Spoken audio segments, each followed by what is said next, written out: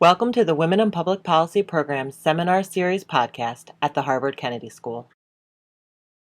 All right, I'm going to bring us to order, even though there are still folks who are getting their lunch, in the hope that we'll get a system going where we start by quarter of on a regular basis. It's so wonderful to see so many people turning out, and welcome back to campus. Those of you who are returning, and welcome.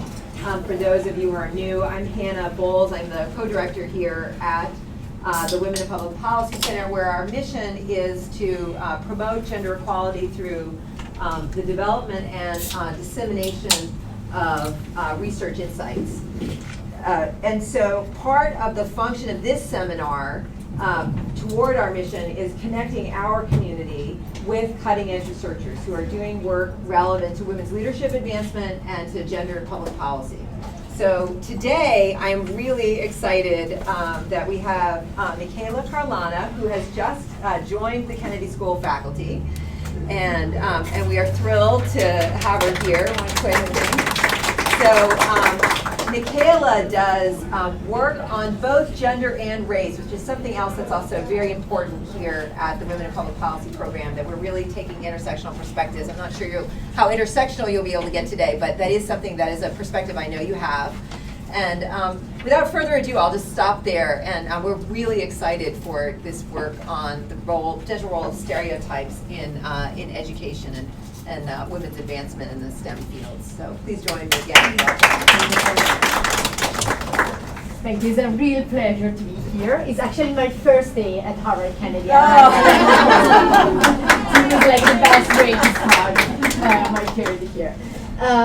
So today I will talk about how teacher implicit stereotypes actually affect the performance of students in terms of standardized test score, but also in the choice of the field of study and their self-confidence in their abilities in math in particular. So despite the impressive narrowing of gender differences in labor market participation and educational outcomes over the last century, still in most countries, boys outperform girls in math performance when we are in high school. However, there is a second very interesting fact related to the gender gap in math performance. So we know that the gap is actually wider in those countries where there are stronger gender norms. So for now, you can think just, for instance, in those countries where there is lower female labor force participation, there is actually a wider gender gap in math performance. So as economists, we do care in particular about math performance, even if in this talk, if I will have time, I will discuss also the performance in reading, because math performance has been shown to be a good predictor of future outcomes of students, and in particular, a good predictor of the choice of going into STEM, and the choice of attending like science, technology, engineering, and math universities.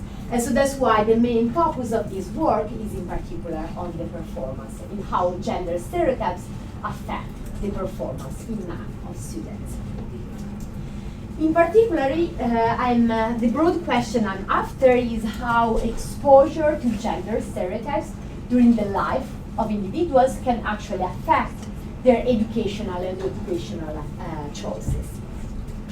However, I will in particularly focus in this talk about the teachers and how the teachers can actually affect the choices of their students.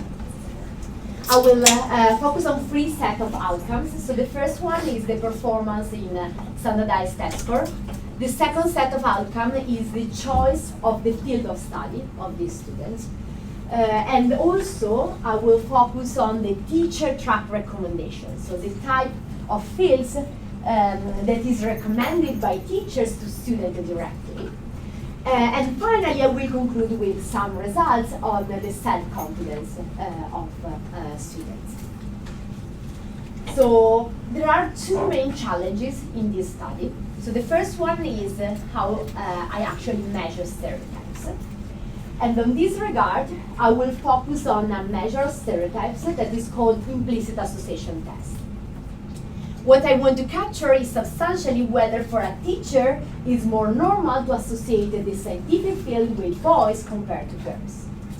This will be my measure. I will be more clear about it. I will go into the details on how I calculate the measure of stereotypes, but just to give you a broad sense, what I'm capturing is whether it is normal for them to associate math with boys compared to girls. The second crucial challenge is from an identification perspective. And on that, I will exploit a form of quasi-random assignment, so as good as random, better, assignment of students to teachers with different level of bias within the same school and within the same cohort of students. In this talk, when you hear me talking about gender stereotypes, precisely what I had in mind is the idea that girls are better, so that boys are better at math compared to girls. So there are a lot of other gender stereotypes, for instance, related to the career or other aspects, but here I focus in particular on the idea that men are better at math than women. And this is interesting because in some lab experiment it has been shown that actually men are believed to be better than women at math, even in those tasks in which both men and women perform equally well. So not only in tasks where women actually perform worse than men. And in particular, I'm interested about the teachers, because teachers are within this society, they absorb themselves the stereotypes. And this may affect their interaction with their students. And you can think about the different levels in which this interaction can be affected. So the first one is in the class interaction. So for instance, I'm a math teacher and I have a very tough math exercise to solve. I may systematically call out boys more because I think that overall is better for the entire classroom. So even if I don't want to harm the girls of the classroom, I may challenge more boys because I think that is better overall for everybody in my classroom. The second aspect for which I will be able to provide more direct evidence is on the one-to-one encouragement on the choice of the field of study. And I have data precisely on the recommendation of the teachers, and they know exactly in which direction they are trying to push boys and girls. So what is very important of the measure of stereotypes I'm after is that it's something that can act even without intention to harm the stigmatized group, intention to harm girls in this context, and even without awareness of the teacher about the stereotypes itself. So we'll contribute to mainly three strands of literature. So the first one is the part of the literature that use implicit bias in economics of discrimination. And what I do on this regard is, in particular, I collect a very big data set with information about the gender implicit bias of these teachers. I have 1,400 math and literature teachers that I interview directly. And I also collect with that a lot of other information to try to understand with which factor this bias, this form of bias is correlated with. And this is like a contribution because it was very tough in this literature to have like a real people that were not self-selected to take this implicit bias test.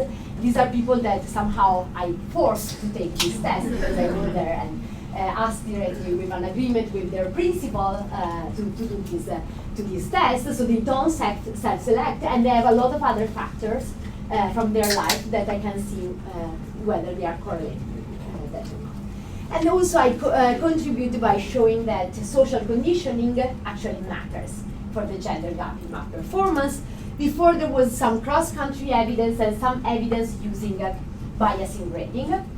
So this is like the first paper that used actually implicit bias of teachers. And last but not least, I provided some evidence that actually women have lower self-confidence in math. We knew that already. But I provide evidence that exposure to gender stereotypes can actually have an impact on the self-confidence of girls in the scientific field.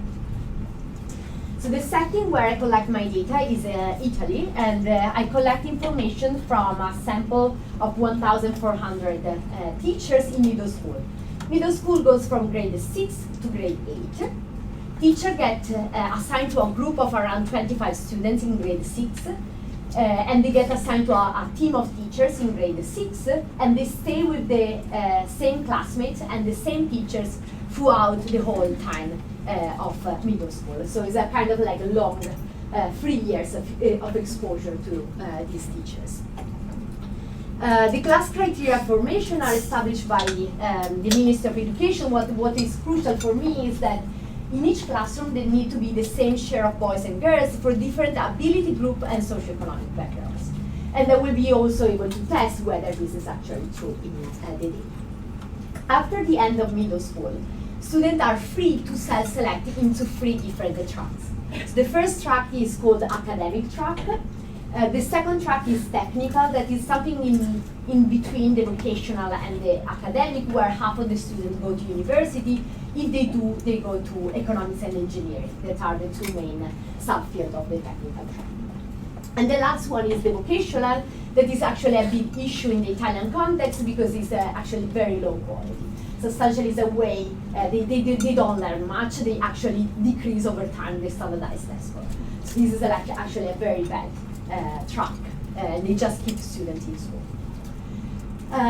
So I have 103 schools, all located in the north of the country, mainly because in the south of the country there is ability group here. They don't really follow the rules that they need to have the equal share of boys and girls from different ability backgrounds.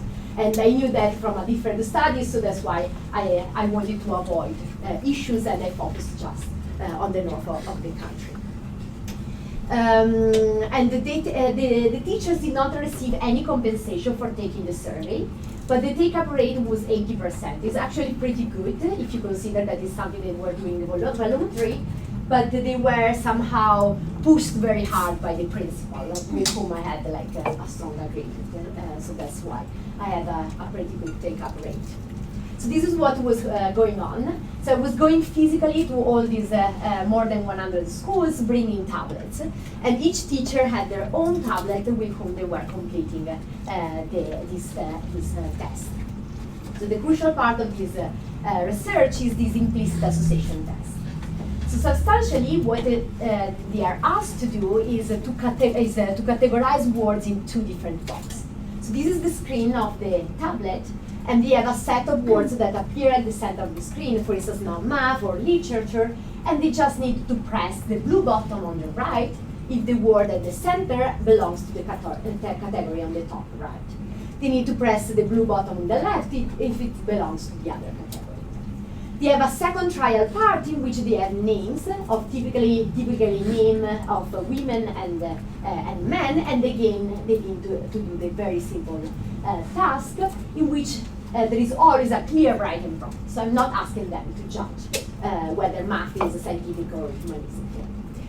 The interesting part comes when they are asked to do the 2 tasks together. So they have words that appear at the center of the screen that are either subject or name of boys and girls. And again, they need to put it in the right box. The color helps them to recognize whether the word is a field or a name. So I tell them if it's in green, it belongs to one of the 2 green categories. If it's in white, it belongs to one of the 2 white categories. Each of them does 2 of these tasks. One in which they have scientific and male on the left of the screen, and one in which they have scientific and female on the left of the screen. If substantially for them is mentally equally tough to do this task, they will be equally fast in task A and task B. If for them they have like a stronger association between scientific field and males compared to their association between the scientific fields and females, they will be faster in task B compared to task A. And substantially what I calculate is a score that tells me how strong is their association between fields and gender. On top of that, I have a lot of other informations from their teaching contracts, also their explicit gender beliefs, but also other aspects that are related to their quality as a teacher in schools.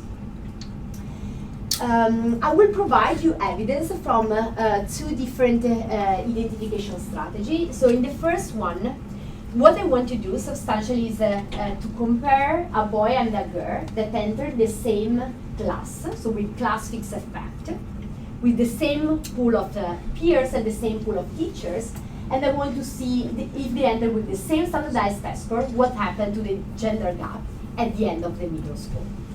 So this will be with a class fixed effect, and I will be interested in interaction between the stereotypes of the teacher and the gender of the students.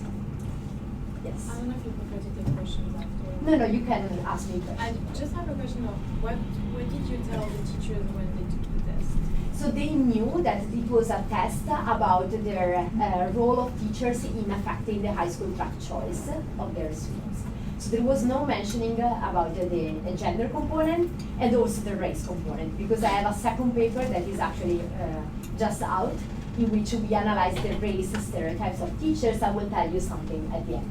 And actually, most of the teachers were thinking that the gender part was somehow a control part for the race bias. So they didn't really see the within task difference, but they were thinking about more, yes. This is going back a bit. So you have the study work that you did in Italy and comparing it to the global. I'm curious just if you can frame, you said that countries that had an implicit gender bias. Mm-hmm. And I didn't hear if that was based off of cultural assessment or if it was based off of how many women were employed in higher positions. So this is like... And it also looked like the study was from 2009 and 2007, so I didn't know if there were any more recent announcements. So across countries, there are like actually several papers that, there are papers, there's one paper that uses the implicit bias and shows that in countries in which there is stronger implicit bias, there is actually a bigger gender gap in math performance of students. But there are other papers that use the female labor force participation, or they use gender norms from the World Value Survey. So there are different measures, all point in the same direction. Okay. But all from about 10 years ago. So yes, yeah, there are studies that are around 2008 to 2009. So, but the first identification strategy doesn't tell me whether boys are doing better when they are assigned to a teacher with more gender stereotypes or girls are lagging behind. So then I have like a second controlling, which is substantially what I want to do is to take two girls that entered the same middle school in the same school year, but one is assigned to a teacher with more gender bias, one with a teacher with less gender bias. So this is the second. I will show you evidence from both of them. So let me go very briefly here and show you something that I find very interesting. So we know that female teachers tend to be less biased compared to male math teachers. So this is the first thing that comes out here, and this is what you can see from this correlation between the gender and this implicit bias. But interestingly, what you see in the bottom panel here is that the place of birth of this teacher matters. Let me be more clear on that. So all my teachers are living in the north of the countries, where there are like gender norms are more open compared to the south of the country. But 40% of my teachers are actually born in the south of the country, and they know exactly which province. And I find that there is a strong correlation between the place of birth of these teachers. So if they're born in the south, from the implicit association test, I see that they have a stronger gender stereotypes. And also, if I correlate it with the female labor force participation in the province of birth of this teacher, or like the answer from the World Value Survey questions about gender equality, again, I see exactly the same pattern. Other aspects do not matter, so like also the ability of the teachers. So here I show you only some results, but I have a lot of other variables, and the other aspects do not matter. So these are the two that matter. Just a quick clarification question. Teachers, all teachers, or only math teachers? So this is just for math teachers. Just for math yes, teachers. exactly. So this doesn't tell me generally whether women are less biased than men, but No. women who are also math teachers are less biased against. Yep. Exactly. So if you see here, for literature teachers, here there are only few, so actually also for math, 20% are male, for literature they are less than 10, but you can see exactly the reverse. Also for how the test is built, because it's always easier for me to associate my own field with my own gender. And here we have like math teachers that are females, that for them is easier to associate their own gender with their own field. The same for literature teachers that are men. So this is a little bit of how the test is constructed. I think I should be able to read this off the graph, but I can't. So women are less biased than men on average in math, but still biased on average, it looks like. Yes, exactly. Yes, they're still biased. Okay, so the last aspect I want to tell you before going to the results is that substantially there is no systematic correlation between the bias of the teachers and the initial characteristics of the students. So for instance, girls that have a highly educated mothers are not less likely to be assigned to a teacher with more bias. And they have a parents' education and occupation, initial standardized test score, I have the immigrant background, and this interaction with the female dummy is never statistically significant. So let me show you here the main result of this work. So in the first column, you see that girls at the end of middle school, so in grade 8, are lagging behind of around 0.2 standard deviation in math. So when you control for the standardized test score at the beginning of middle school, substantially they are lagging behind of additionally 0.08 standard deviation during those years of middle schools. In the third column, I include the interaction between the gender of the students and the bias of the teachers, where the measure of the bias is standardized to have a mean 0 and standard deviation 1. So we can interpret this as being assigned to a teacher with 1 standard deviation more bias, how does it affect the gender gap within the classroom? And what you can see is that substantially this gender gap increases of 1/3 when you are assigned to a teacher with 1 standard deviation more stereotypes. And this is what you see in column 3. What I do in column 4 and 5, so first in column 4 I include a lot of controls at the individual level for the students, for instance, the parents' education and occupation, interacted also with the gender of the students, and this is actually not affecting the point estimate of interest. Finally, in the last column, I also include the interaction between the gender of the students and the characteristics of the student, of the teacher. The characteristics of the level of characteristics of the teachers is absorbed by the classics effect. So I'm comparing students that are all exposed to the same teacher. But what is not controlled in the previous column is the fact that, for instance, I have a female teachers and I am female, so maybe this can affect how well I go in school. But adding these controls actually do not affect the point estimate. If anything, is actually increases. It does not absorb the main effect of interest here. Here you can see the distribution of the bias of these teachers. The 0 means that they have no bias, and we have around 30% of the teachers that are in the area with no bias. We have, but 45% of the teachers substantially have a strong association between scientific field and boys. And what I do now, in order to give you a better idea of the magnitude of this effect, is substantially to compare these 3 sets of classes. Those assigned to a teacher with a pro-boys attitude, those to assign to a teacher with no bias, and those assigned to a teacher that associate the scientific field with female. Is more likely to associate scientific field with females. And what you can find is that those assigned to teachers that associate scientific field with females have, the girls are lagging behind a little bit in math, but the gap is not statistically significant, statistically different from 0.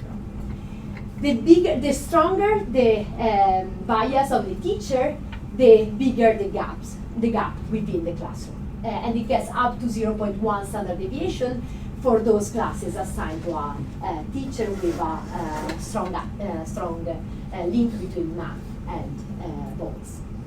Although it is interesting, if you could go back, it is interesting to know, not that far. Yes, Okay. thank you, sorry about that.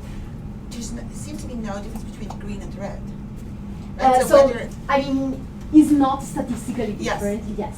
So it And doesn't it's matter actually- if somebody has no bias or is against, has a bias for boys, right? Yes, For so, the girls and I performance. think what is also very interesting is that this bar is negative and statistically different from zero. But if you think about that, here I'm just trying to pin down the fact of one person, so the teachers, that matters a lot for math, but then they have all the exposure in the society, they have the exposure from their parents. So substantially, if I don't have, like, I needed to have a teachers that have a strong association between scientific field and females in order to somehow counteract all the rest that is coming from the No, society. I totally believe your results. I just think it's actually really interesting and really important, suggesting that you have to go the extra mile Yeah. to make up for all of the Yeah. garbage that people have encountered before. Unfortunately, yes, and you need to do that next time. Can I So- ask just a quick follow-up on that? Yes. But they're also biased, right? So like it's really actually contrarian teachers. It's more than unbiased, right? Because they're biased in favor of girls. They have to be saying that the girls are actually better than the boys. So they've got to actually have some like belief that boys are like lazy or not good students or something like that, right? So it's a little bit sad. Yeah. No, I'm not saying it sounds Yeah. bad. I'm just saying, neutrality doesn't help. No, but it's not. They're not unbiased, right? Yeah. They are biased, but they're Yeah. favorably biased. So Yeah. it's a You have to have a favorably, not an unbiased, but you have to have a favorably biased teacher Right, to I agree. overcome the societal. That's why I say Yeah. unfortunately, we Yeah. need that. It's at least fascinating. here. I So, totally agree. yeah. So here, the only thing I wanted to point out from all this big table is substantially what I try to do is to understand from which part of the distribution the effect is actually coming from. And what I find is that it's coming from girls that were starting middle school being in the middle and bottom of the ability distribution. So for girls that were in the top of the ability distribution, there was substantially no effect of gender stereotypes in their math performance. And these girls tend to have like highly educated mothers. They may have additional role models that substantially can help compared to a girl that is already like doesn't have any additional support. Here the effect from the second specification, where you can see what happens if I compare two boys that enter the same school in the same school year, but they are assigned to teachers with different level of bias. And nothing statistically significant happened for boys.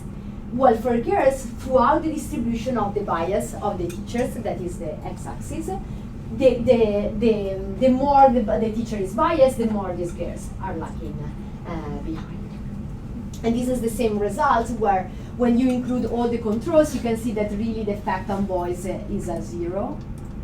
And the effect on girls is again, this is 0.03. Just a question about the timing. So this is a line score at the end of high school, right? So when did the exposure take place? So it took place, the exposure was the 2 years before, the 3 years before this test happened. The slightly tricky things, I don't have much time, so I can talk later, is when I collect the data, because I collect the data 3 years after all the students exit the middle school. And the reason why I'm doing that, I will also follow the new cohorts, but these new cohorts, teachers will be aware of the results of this study, and I'm concerned that they are doing something to adjust. And actually I know that they are doing something to adjust. So that's why I'm not sure using the new cohort I will be actually able to see the real effect of gender stereotypes. And that's why I went back in time. Can you compare the new cohorts with people you didn't measure for this to actually just quantify the effect of just knowing about this study? So this is my follow-up. Okay. Okay. So the second set of results that I wanted to show you is the impact on the choice of the field of study. So here I show you the results from two extremes of the distribution. So the one is the scientific track, where there are 20% of girls, they are the top of the ability distribution. And here you can see that there is actually no impact of the stereotypes of the teachers on that top of the distribution. This is actually coherent with the results I showed you before, because there was no effect on girls in the top tercile of the distribution that are those that are at the margin of going into this top scientific school. But actually there is a big impact on the girls that are at the bottom of the ability distribution that are pushed toward the vocational track. In this context, vocational track means beauty center. So this is substantially what they are doing, and there are 15% of girls that go into this track, and this increase of 2 percentage points with a baseline of 15. And just to give you an idea, so we are in a class with a teacher with a girls math association. There are 12% of girls that go in this track. It goes up to 19% in the classes with a teacher with a boys math association. And interestingly, this is mirrored also by the teacher track recommendation. So I have this information, not for all the sample, but almost all the sample, about the official track recommendation of these teachers. So the school sends to the parents a letter that says the official track recommendation of your teacher is and the specific track. And this is something that parents know and the students know themselves. And then we can see exactly the same pattern. So no impact on the top of the ability distribution, strong impact in the bottom. Sorry, can I ask a question? Yeah. So, on the recommendation? Is that what So oh, yeah. This is the recommendation. Yeah, but go one, sorry. Yeah, that one's perfect. Thank So, you. yeah. So it looks like independent of stereotypes, women are, teachers are actually biased in favor of women pretty heavily in terms of recommending against vocational. Yes. Yeah. And the scientific one goes both, it bounces around a little bit, but with controls, they actually So, they're biased well, towards here women. there are just check this one, because here there are the female interacted with the characteristics of the student. So you cannot really check this. So only this one is the relevant one. So they are slightly biased with scientific. As I said, the vocational track is actually very bad. So substantially, they tend not to recommend girls for the scientific track, for the vocational track, because they are more quieter in classroom, and they tend to recommend only the boys that they are those that are misbehaving in the classroom toward the vocational track. This is what is happening. But actually, I was impressed by how many boys, it's almost 40% of boys that get as first recommendation the vocational track. And this is actually crazy. I've been talking with a lot of teachers, and for me this was really shocking to see that this is the first thing they are recommending, since they should know as well that this is not really preparing this student well for the labor market.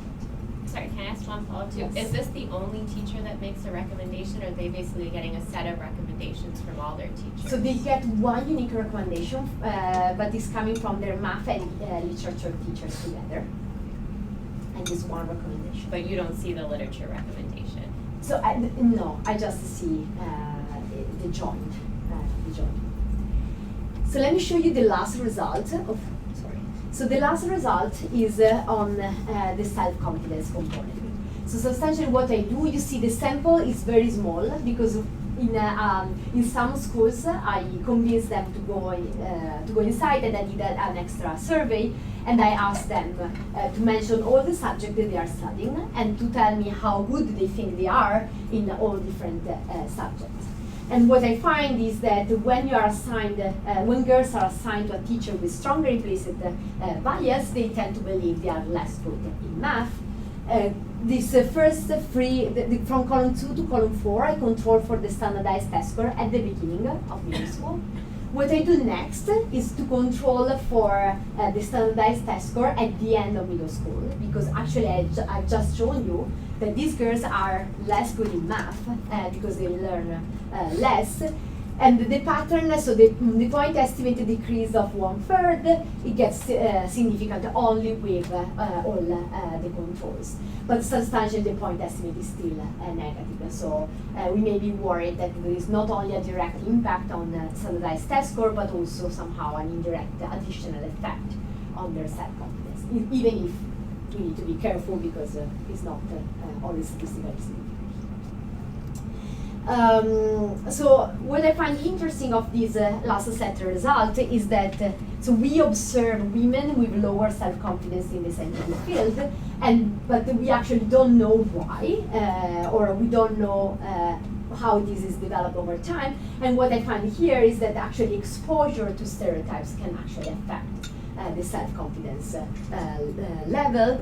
And this is also a nice result to explain the choice of high school and the actual performance of the students. And I have like a model in the paper in which I substantially bring the stereotype threat model into a very simple economic model. And there is this mechanism that is playing out. So how many? We're good. I mean, we've got until the top of the hour, so.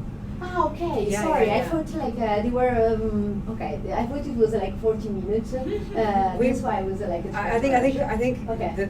the note might encourage like lots of time for conversation, but Okay. you've been allowing conversation, so that's really Ah, wonderful. okay. And Okay. I know Okay. and I'm sure That's others why I are was really trying interested in your race data. So. So let me. Going, yeah. Okay. So. Let me spend some time in telling you what I find on the race part, Great. because I think that we can open up some of the discussion. So, and I can go back on some points. Sorry, Great, yeah. it was really 40 minutes. So substantially what I show you for now is that teacher implicit bias matters for performance of boys and girls. And it has an impact stronger for girls that are in the middle and bottom of the ability distribution. It also pushed these girls more toward the educational track, following the teacher track recommendation. This is an interesting part because substantially it moves us from stereotypes, that is the measure that I have, to bias, actual discrimination. Because when we measure implicit stereotypes of people, we are not sure that these people actually act and discriminate towards others. This is a nice link that shows that when people have stereotypes, actually do have discriminatory behavior toward different groups. And the last set of results were on self-confidence of girls in math, and the fact that girls exposed to these teachers with more implicit bias actually do have lower self-confidence. So the most interesting part, I think, is what should we do out of these results. And this is what I'm working mainly now, because the implicit association test is an interesting tool, but it has a lot of noise. And indeed, the true effect I expected to be much stronger, because this is like a very noisy measure of stereotypes of the people. And these tests should be used only as an educational tool. We cannot use these tests, since there is a lot of noise, to choose who to hire in our school. So this is this is just an educational tool, and then working mainly in two directions. So one other paper that is this work with Alesina, La Ferrara, and Pinotti. What I did during this survey, I also collected the race bias of the teachers. So substantially a very similar test compared to what you have seen today, in which I was asking teachers to associate associate attributes related to good and bad with names of typical Italian names and typical immigrant names in our context. And I had this measure of their race bias, and I asked them at the end of the survey, do you want to receive a feedback about your performance in this test and how biased you are in this test? This will be, I told them that this was like a very confidential email, no one will see the information, but if they wanted to leave me the email address, I would like send them this information. And what we did is to randomize the timing of the information right before the end of semester grading and right after the end of semester grading. And this is very important because immigrant students, not only in Italy, but also in most of the countries where there is a research on, they tend to get lower grades, even when we take lower grades from their teachers, even controlling for the standardized test score. So if we have like a blindly graded exam and a exam graded by their teachers, we know that an immigrant and a native getting exactly the same test score in the blindly graded, we have like the immigrants getting a lower grade in the other test. And so what we tried to do exactly this experiment because we wanted to see whether teachers are simply not aware of their implicit bias, and therefore informing them about it can help reducing their discriminatory behavior toward the others, or if these teachers are actually fully aware of that and they act in a conscious way and they choose to give to immigrants a lower grades because they misbehave in the classroom. And so they want to penalize them for other things that are not something that is related to their stereotypes.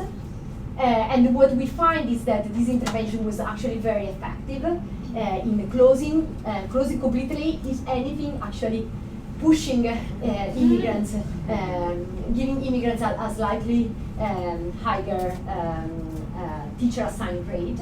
It was actually increasing substantially the grade of immigrants and decreasing the grade of natives, slightly decreasing the grades of natives, because what we did was to randomize the timing of the feedback before the end of semester grading.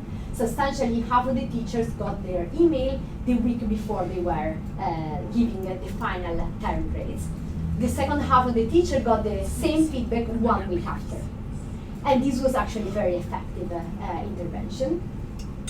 And this, I think, is very important from a policy perspective because now we have all this training about implicit bias. In the US is stronger compared to what is actually right now in Europe and in Italy. But we have no idea whether these trainings or like doing the implicit association test have any impact at all on these issues. And we have been doing it for like some years now, but we don't know whether this is really effective to change the behavior toward others. And this work is showing that this could be a promising way to go. Do you have any data on girls' schools or girls only? Girls only schools, no, unfortunately there are no girls only schools in our context, because actually there is a lot of research that shows that if you take up to a level in which girls are not mixed with boys, they tend to do much better. And so, but in this context, all schools were half and half. I'm just wondering if you've looked at intersections of immigrant status and gender, because there is a fair amount of research and then anecdotal evidence suggesting that, well, one, there's nice research showing that national cultural stereotypes tend to be more associated with men than with women. But then also there's evidence from, I know, India, a lot of different kind of emerging markets that women will actually be positively stereotyped in these communities, right? So. Yeah. This is actually a great point. To be honest, I haven't done it with this data of stereotypes, but what I did, so I have like one previous paper that is a randomized controlled trial with immigrant kids in Italy. So what we did was to take kids at the top of the ability distribution, and we were strongly concerned that their teachers were pushing all of them to vocational track. And what we did was, and so these kids were much better compared to the average Italian. And what we did was like almost 2 years training with a team of psychologists, in which we were following them over time and trying to understand what they wanted to do when they were older, to try to understand which was the best track for them, not to push everybody to the high track, but just to understand what they wanted to do. And what we find in that context is actually that girls in the top of the ability distribution choose in a very similar way compared to native girls. Substantially, they seem to be like much closer to native girls. They go to the best school. If they are good, they go to the best school. And the gap started to emerge when the immigrant girls are on the bottom of the ability distribution. Well, for boys, the gap is very strong at the top of the ability distribution. And so it seems that there is a little bit of this idea that boys can misbehave, especially immigrant boys, if they are misbehaving in the classroom. So the teachers have a little bit this idea, and indeed, I went myself to a lot of these schools, and I was trying to talk with them, and they were like, oh, but if they don't know, they don't learn all the material, it's okay, because they still need to struggle on other dimensions. And they somehow set different standards for boys and girls, especially within immigrants. So this could be something that would be actually very interesting. Can I just throw out just one more study? Like they did these studies about move to opportunity here in the United States. So you know those, and those also the girls did significantly better moving to opportunity than the boys did, and related to this is sort of Yeah, exactly. So I see that it could have different effects on different parts of the extension. Yeah. This is the only thing that yeah. It's a very, thank you very much, very interesting work. I have a question about the last study that you talked about, in that, just for me to understand whether whether it's really the training that makes a difference, or whether there's something else going on. It's probably something you've already thought about. So, first of all, I'm a bit concerned about the selection effects that you might have. So I volunteer to get an email from you. Is that a concern for us? And then secondly, I'm wondering whether it is the effect of getting an email from you, independent of what you're telling me, or whether you see, depending on how biased I am, does it have a bigger effect or not? Yeah. So, so on the first point, so all these teachers volunteer to get the email. So I'm comparing teachers who volunteered to get the email with teachers that volunteered but just got the email later. Yes, 1 week later. So this is like so on the second aspect, this could be a concern if they get like the email from us and they wanted to substantially please us, and they expect us to see the grades they give, and they want to have like a sort of experimental demand effect.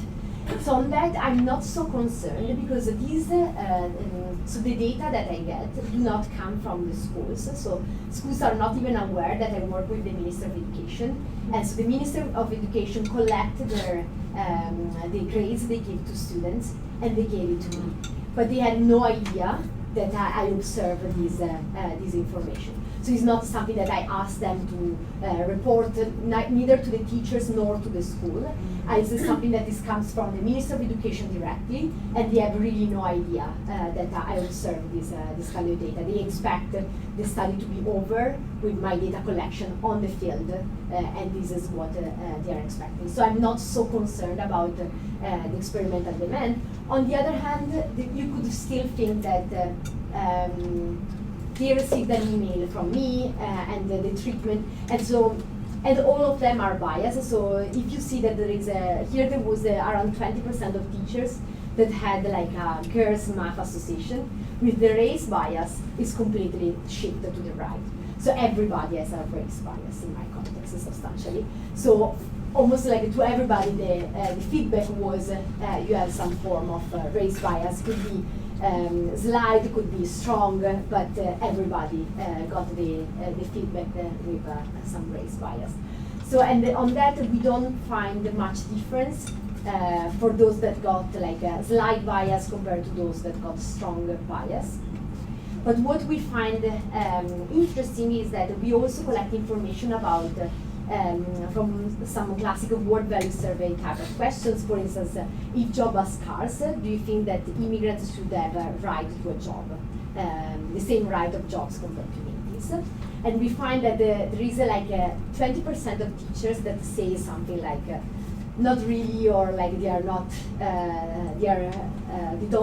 don't see them as like with having equal opportunities. And we find that the effect is stronger for those that think that there should be equal opportunities for immigrants and natives. So the idea is that what I expect is that if there is a teacher from Lega Nord, that is the extreme right populist party in our context, and I tell them, oh, you are biased against immigrants, and he says, oh, great, I'm doing that, and you just didn't provide any useful information. Well, if like I'm someone concerned about like equality, and then I do this test and it comes up that I'm biased, then like I may adjust manage us more. So that's why like this is a kind of heterogeneous effect we find. Super interesting. Yes. So I do a lot of training around implicit bias, so I'm really excited to know that maybe actually has been a good use of my time. But I'm really wondering about how, if you'll have the opportunity to see if those effects persist at all, for the policy implications of do the training, tomorrow people will behave well, but a year from now, we got to do the training again, or what's next? Yeah, so unfortunately, we told to everybody that we were going to send them the feedback because this was the way in which they let us get their email address. So substantially, also the control group got the feedback just 1 week after. So in the long run, both are treated, and they don't have a clean control group.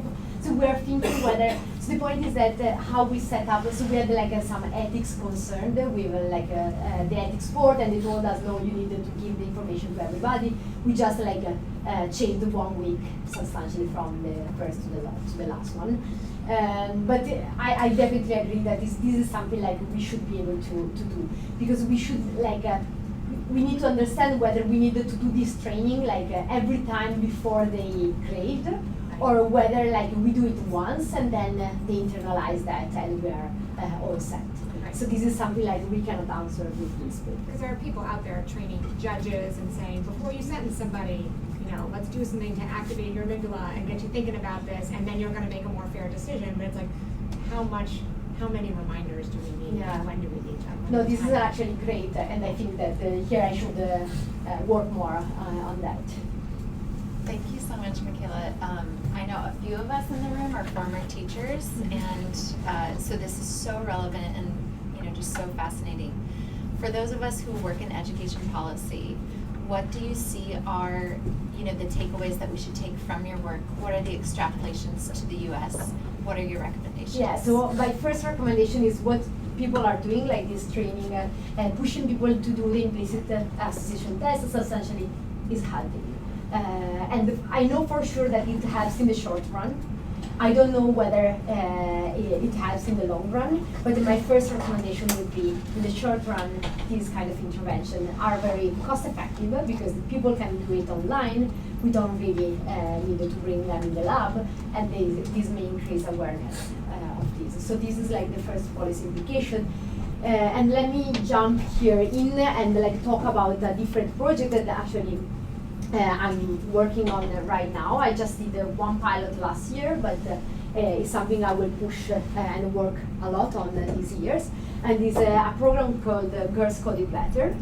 And substantially what I understood, so while I was working on this program of gender stereotypes, as I said, I think it affects the behavior of the schools.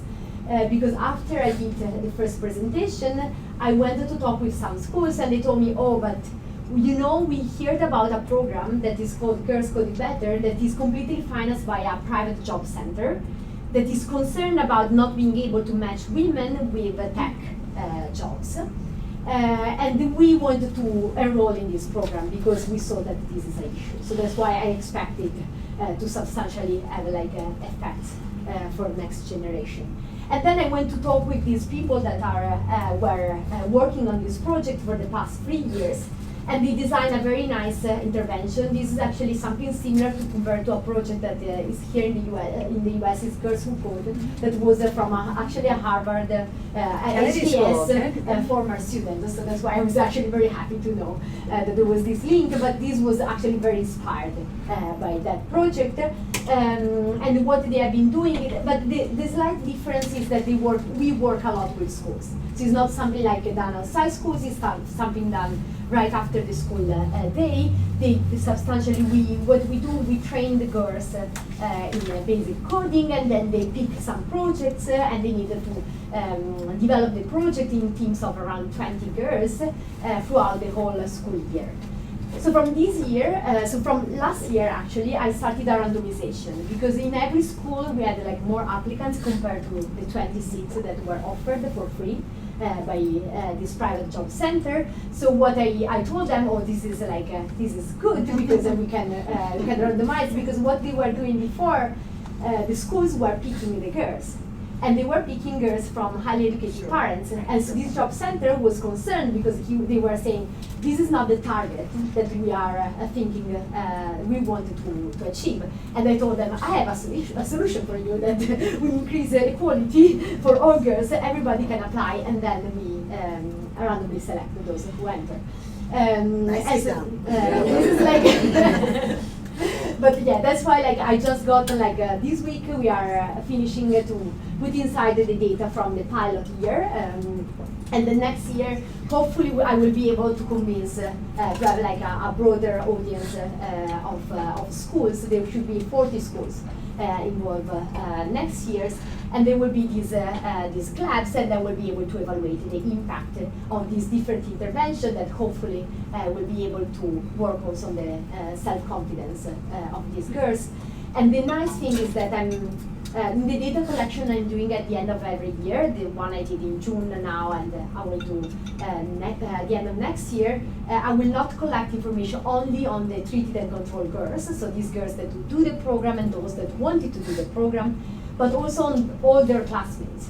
Because what I'm thinking about and what I'm hoping is that this kind of project can be helpful for the entire school and for all the boys and girls, that not only for the girls, but also the boys that are close to these girls. And I'm collecting network data, and I want to see how, for instance, if my best friend is a treated girls compared to my best friend, a control girls, whether this has implication on my choice of high school, my perception of stereotypes, and my self-confidence. So this is like something else I'm working also thanks to the grant that I just got from.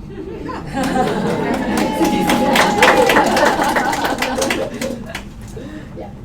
So, yeah. Hi, thank you so much for your talk so far. It's been really, really interesting. I was wondering if we could talk more about the mechanism, just because I want to better understand the link between self-confidence, performance, given that you said most teachers were reluctant to push girls towards vocational track. I know that you mentioned maybe for middle or bottom performing women, especially even also if they're immigrants, would tend to go to vocational. I wasn't too sure if it's, as you said, mostly it was like for immigrant boys that it was clear that teachers would immediately be like, this is a recommendation to go into this specific track. So the self-confidence component, I had like a very small sample size, so I tried to do a heterogeneous effect, but there was no power to find a statistically significant effect. So this is something like I can't like match the heterogeneous effect with the self-confidence component, unfortunately. So on that, I don't know exactly from which part of the distribution it was coming from. So that unfortunately I don't have like results. But hopefully like now that I'm collecting this new data and I have all, so now I will have like a very large sample, because only this year with the trial we had like 6,000 students that we surveyed at the end of the year, and there were only 8 schools. So next year I hope I will be able to have like a much bigger sample, and I wanted to introduce a teacher again and try to see, because the other thing, and this was actually my third bullet point, for whom I haven't worked, I haven't done work yet, but what I really want to do is to try to understand what these teachers are doing wrong in the classroom. Because implicit bias somehow could be very tough to control, and maybe I can do this very short intervention, give you the feedback, and then you readjust your grading.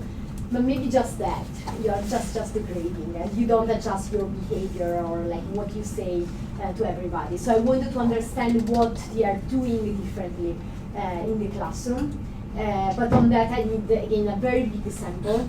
I was thinking also to use the eye tracker of teachers. So there has been a study here in the US from a lot of a big team, but NYU professor that used the eye tracker, and so that substantially, if you are telling teachers or now you need to watch a video and find the bad behavior, they tend to watch more black boys, and they see that with the eye tracker.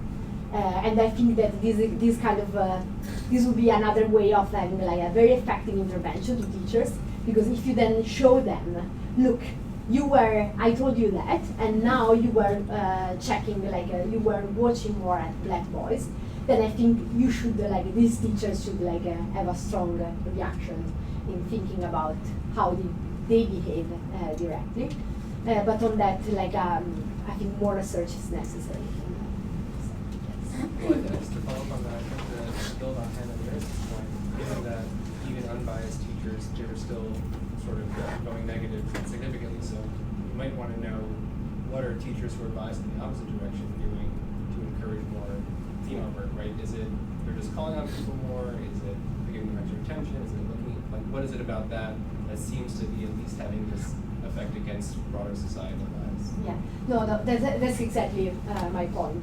And because if we know that, at that point, independently from implicit bias, I can train teachers to do exactly that thing. And so this would be ideally. The point is that for all these things, you need a very big sample, because my treatment is the teacher. It's true that I have a lot of students assigned to that teacher, but still my treatment is that, and I need I need big sample of 100 schools in order to be able to understand from different angles what matters. To collect a lot of data, maybe putting it in a machine learning type of exercise to try to understand what is explaining better their behavior also. But this will be something I need to find the right context, because in Italy, for instance, I cannot videotape the classroom. And this is there is a rule that you're not allowed. So now I'm trying to work out with work out a way if I can do that, because I think from that I could collect a lot more information compared to asking teachers. I try to ask something to teachers, but I mean I don't think the data are very good, and it would be much better from videotaping or just change context. So it would be in the research agenda. I know you said that you don't have a huge sample with regards to the self-confidence aspect, but I was wondering if you've continued to look at the cohort as they progress through kind of high school or whatever. Because I know there's effects of in the UK you see effects on outcome after university based on academic self-belief, and that's different between men and women, and that's the biggest predictor of the gender differences in outcome in university. So I'm just wondering if you've seen any. Yeah, so actually I will be able to say that because I've already an agreement with the Minister of Education to match all my data with the university enrollment and labor market. But these are too young, so I need to wait. So all these data I will be able to match them. So do you think that the results, in particular those related to racial bias, supports the idea of maybe a name-line testing in schools? Yeah, so I mean we know that, but the point is that, so it's true that I find an effect on how they grade their students. To be honest, what I'm more concerned is what happens beyond grading. Because it's true that grading is something important, but if I discourage you every time we talk, independently from blind or non-blind grades, this can have implication that I'm really concerned. So that's why I was saying that I would like to understand what we are doing wrong and somehow train teachers on something that they can control. But it's true that for sure, at least correct the part of bias in grading, blind grading would be very helpful. Yeah. So at the moment, right, there is a series about an American high school, which is a 10-part series about basically about sort of really diving into the achievement gap between black and white students.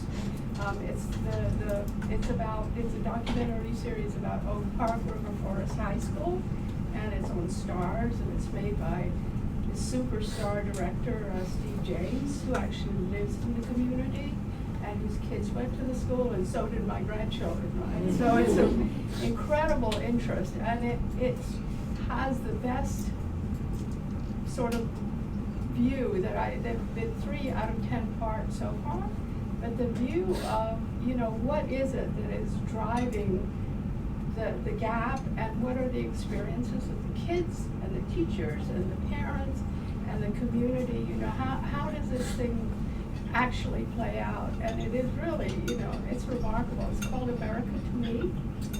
And I just recommend it so highly as a way to kind of, you know, get into that real piece of what is it that's actually happening in the school, in the community, to the kids, to the parents. You know, when a child is tracked, like you say, into vocational, right? And you know, it's going to be a child that you feel that maybe the school doesn't know well at all. You know, it's like the factors that are driving this are so deeply embedded in so many different places that it's really, you know, for me, right, it's sort of like, I'm just watching this, you know, I've been to that school, I've been to concerts there, you know, I've seen you know, these two kids of mine grandkids who did really well at the school, but they've been talking the talk about achievement gap forever, right? And, you know, this is I think a real eye-opener as to, you know, all the different forces that play into it. So for your, you know, what's happening in the classroom, I recommend it. Would you mind sending maybe somebody at the Women in Public Policy Program a link? Sure. Or something that we can provide, the link, and anyone else who's interested, given that we have so many teachers. Thank you. Because that's me in your head already. Thank you. Thank you so much.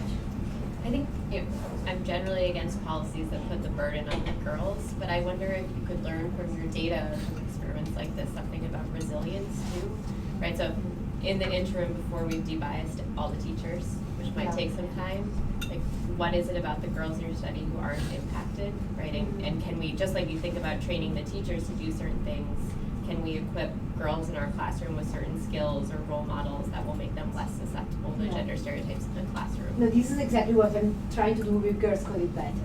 So this is like trying to understand why they don't go to STEM so much, and whether like it's because they believe they are not interested. So the moment in which you expose them to this kind of new technology, they start to think, oh wow, I like it, and I start to be interested in that. But then in the questionnaire, I'm asking a lot of stuff, and actually I can be asking actually more to try to understand how this decision is formed. It would be like something I've ever done is to try to add in this story the role of parents and how their interaction play a role in how girls choose, because if you can think simply like what do they provide to them, from the tools, from the simply toys or tools that they have like throughout their whole life can affect what they end up choosing. So this will be like something very interesting. Like I agree that it's not necessarily like it's not completely teachers, and there is all these other components that we need to try to understand. There's a study or like an observation about like HBS, how like when HBS, at Harvard Business School, when you had to raise your hand to get called on, women raised their hand a lot less, and then when they switched to a cold calling system, where you had to randomly, if you didn't raise your hand, like women were answering at the same rates, and then their grades, which are 50% participation, went up. I wonder if something like that might be going on here. If there's like a way of like a simple intervention that you could either do to see if it's going on or rule it out, could potentially be if you were able to create like a randomizer. So you get some teachers like business as usual control, but then some teachers you give a randomizer to, and they have to call on the next name that comes up in the randomizer. And so like something as simple as that, so even though you won't be in the classroom, you can't observe, and like you'd have to do random spot checks to refusing it. Like what if you did something like that to see if it at least is just like girls don't raise their hands, teachers call on boys more, you can't disentangle that, but if that type of intervention could both like diagnose but then also potentially solve it. No, I agree. So the way I see it is that now I'm a step in which I want to understand what they are doing. So if it is, for instance, like the fact that they are not calling out girls enough.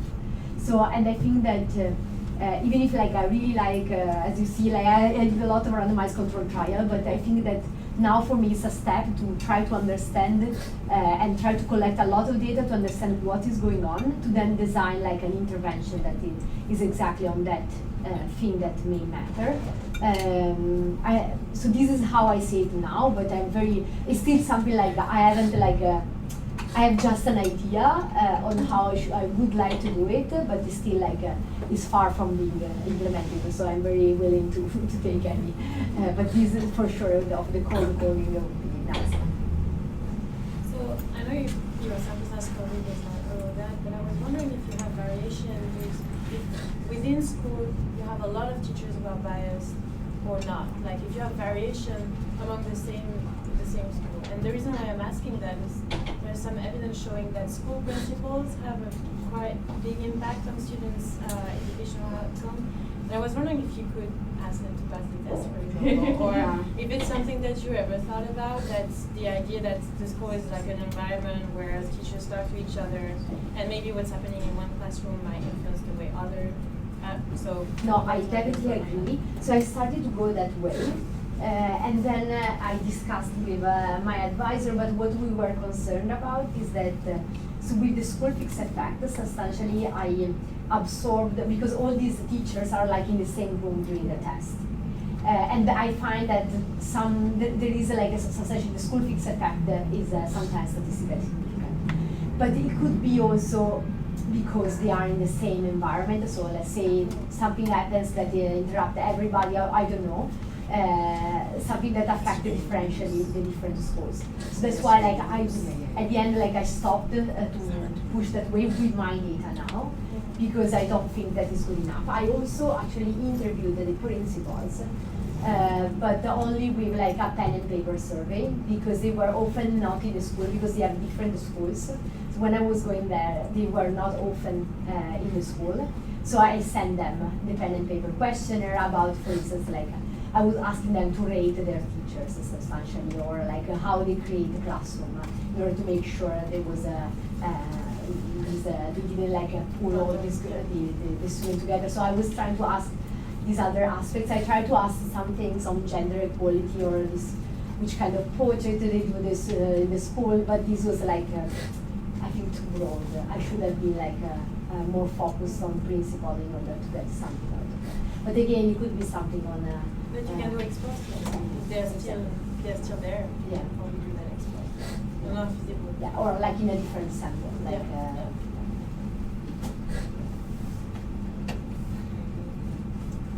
Can I take like 1 minute before we transition? But going back to that move to opportunity study, you had all these economists who were studying this, but then Kathy Eaton, who's this really brilliant sociologist, came in and did this really deep qualitative study of what was going on with the girls and what was going on with the boys. And that qualitative study helped to kind of generate new hypotheses around. So, I mean, it's possible too, you might want to think about partnering with somebody who does qualitative research to do, like your image of the very in-depth study of the what's really going on in the classroom, but if you had somebody with those.